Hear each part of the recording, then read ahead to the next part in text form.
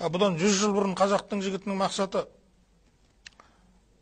өзің үшін туу, елің үшін өлу өледі ғой.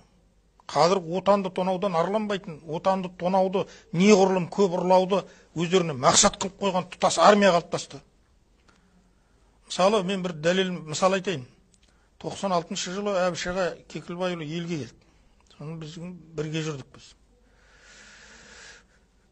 Шайыр дейтін жерге келдік, Ақкетіктен бастап сапарға. Әулиелерді аралап жүрміз. Шайыр дейтін жерге келгенде кездесу болды халықпен.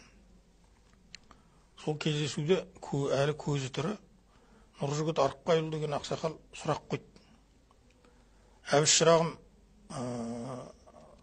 осы сен Әбіш аға парламент басқарды ғой 1 жыл.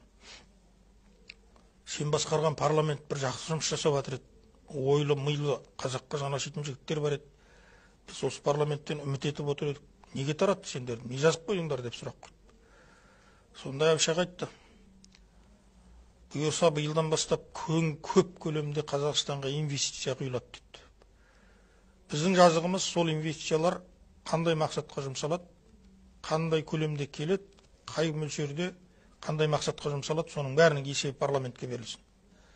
Егер парламентке берілмесе, онда коррупция басталады да, сөйтіп өліп талып жеткен тәуелсіздігіміздің көрін өзіміз қазамыз деген талап қойдық. Біздің бар жазығымыз сол деді.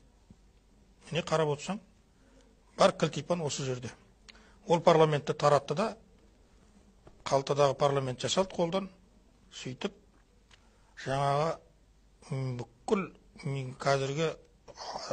бүкіл абыройсыздыққа соқтырып отырған, мемлекетіміздің көшін ілгері 30 жылда жылжытпай отырған, мені масқара емес пе енді? 30 жылда мемлекеттік тілді өз тұқырына қондыра алмау деген, енді мен одан асқан масқара болуды білмеймін. Мен адамзаттың алдында одан асқан қандай масқара болуы мүмкін?